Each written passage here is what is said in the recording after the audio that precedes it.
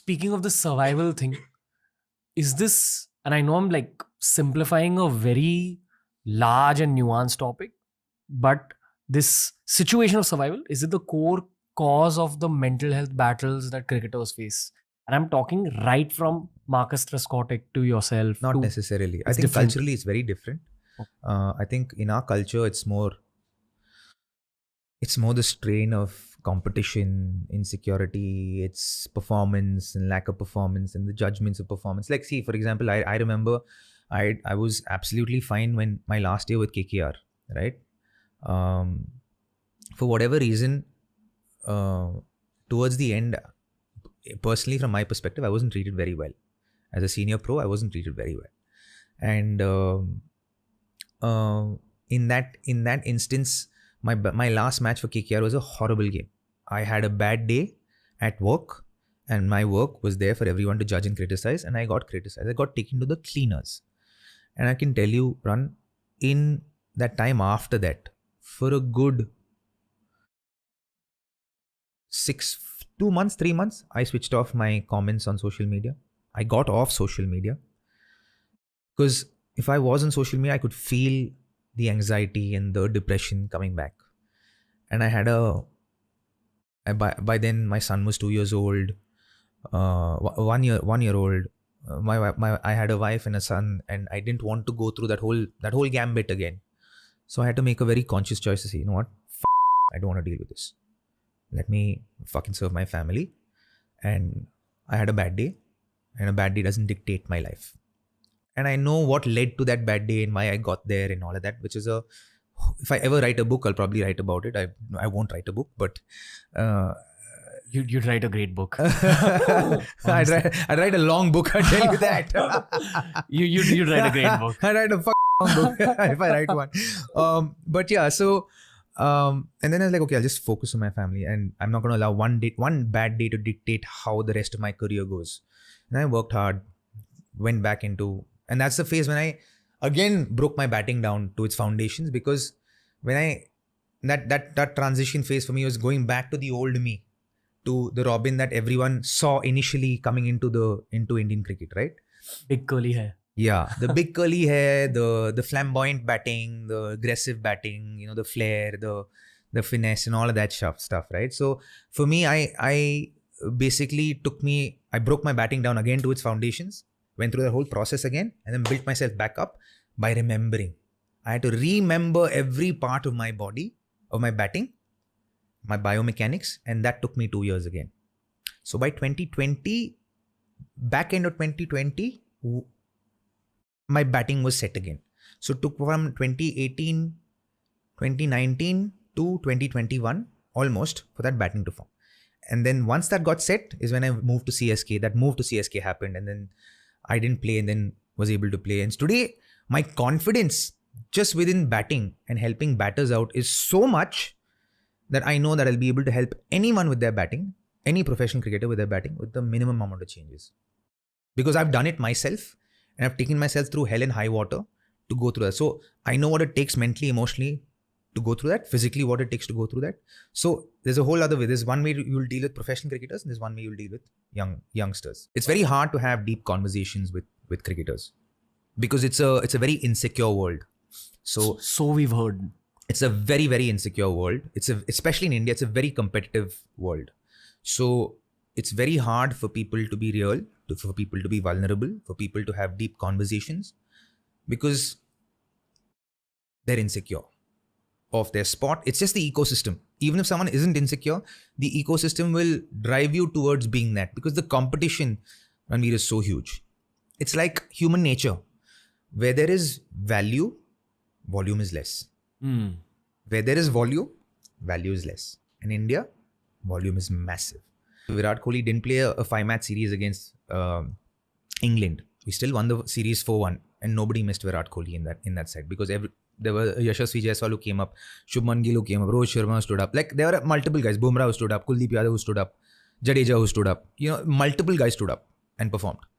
Quality is there. Quality hamesha rahega hamare desh mein. It'll always be there. And that is why it makes the ecosystem very insecure. And to sustain yourself in the Indian cricket team, it is much more than just being a good cricketer. It's much more than just having the skills at a very high level. It's way more than that.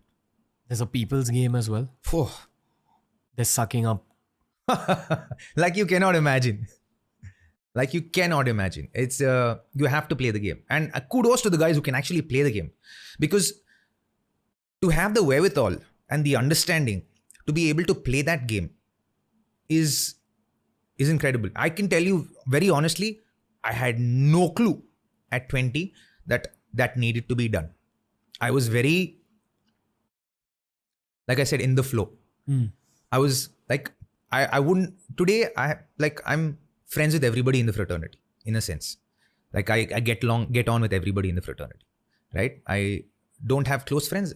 I do have close friends, but for the most part, I get on with everyone, you know?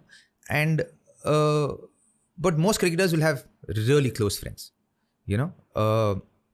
I would say I have maybe 2 or 3, 4, if that. And it's a very, it's an ecosystem where it's not a very trusting ecosystem. Because everyone's Competing with each other. it's an individual sport played in a team environment. Yeah. That's what I said. It's such a dynamic sport that you play an individual sport within a team sport.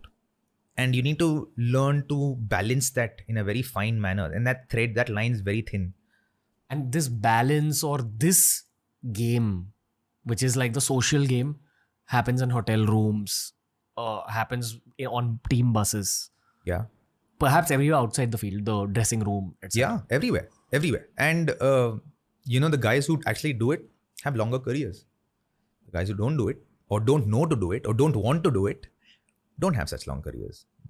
Case in point, I would say Ambati. Amba was one of them. Just played cricket for the love of the game. Did his business, got out.